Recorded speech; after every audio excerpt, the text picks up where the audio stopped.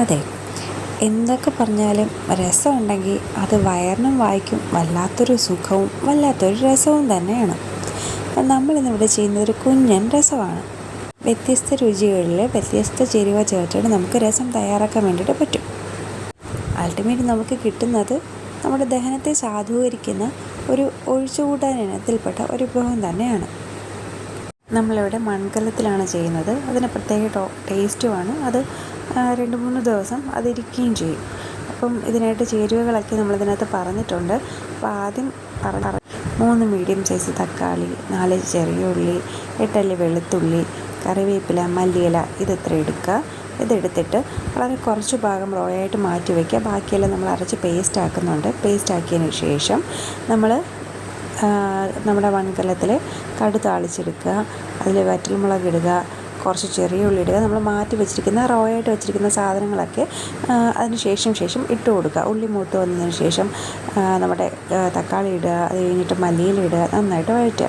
നന്നായിട്ട് വഴറ്റി വന്നതിന് ശേഷം അതിലേക്ക് നമ്മൾ അരച്ച് മാറ്റി ഈ സെയിം ഇൻഗ്രീഡിയൻറ്റ് നമ്മൾ അരച്ച് വെച്ചിട്ടുണ്ട്. അപ്പോൾ ആ സാധനം നമ്മൾ ആ പേസ്റ്റ് ഇതിനകത്തേക്ക് ഇട്ട് കൊടുത്ത് നന്നായിട്ട് വഴറ്റിയതിന് ശേഷം ഈ കാണുന്ന ഇൻഗ്രീഡിയൻസ് എല്ലാം ഇട്ട് കൊടുക്കുക. മുളക് പൊടി, മല്ലിപ്പൊടി, കുരുമുളക് പൊടി, മഞ്ഞൾപ്പൊടി, ഉപ്പ്, കായം, പഞ്ചസാര ഇതിൻ്റെ ഒരു കടുപ്പം കുറയ്ക്കാൻ വേണ്ടിയിട്ടും ടേസ്റ്റ് ബാലൻസ് ചെയ്യാൻ വേണ്ടിയിട്ടും സാധിക്കും. അപ്പം ഇതിൻ്റെ അളവ് കൊടുത്തിട്ടുണ്ട്. അപ്പം ക്രമാനുസരണം ഇട്ട് കൊടുക്കുക. നന്നായിട്ട് ഇളക്കി യോജിപ്പിക്കുക. അതിനുശേഷം ഒരു നെല്ലിക്ക വലുപ്പത്തിന് പുളി എടുക്കുക. നമ്മൾ രസം സ്റ്റാർട്ട് ചെയ്യുന്ന സമയത്ത് കഴുകി വൃത്തിയാക്കിയ പുളി വെള്ളത്തിലിട്ട് വെക്കുക. അപ്പോൾ അത് കുതിർന്ന് വരും. ഈ ഒരു ടൈമിങ്ങിന് പുളി ഇട്ട് കൊടുക്കുക. പുളി നന്നായിട്ട് പിഴിഞ്ഞ് ചേർത്തതിന് ശേഷം പുളിവെള്ളം ഒഴിച്ചു കൊടുക്കുക. ഉപ്പ് ആവശ്യാനുസരണം ഇട്ട് കൊടുക്കുക. നന്നായിട്ട് ഇളക്കി യോജിപ്പിക്കുക. നല്ല തിള വരും. തിള വന്നതിന് ശേഷം ആവശ്യാനുസരണം അതിലെല്ലാം ഉണ്ടോ ഒന്ന് ടെസ്റ്റ് ചെയ്ത് നോക്കുക.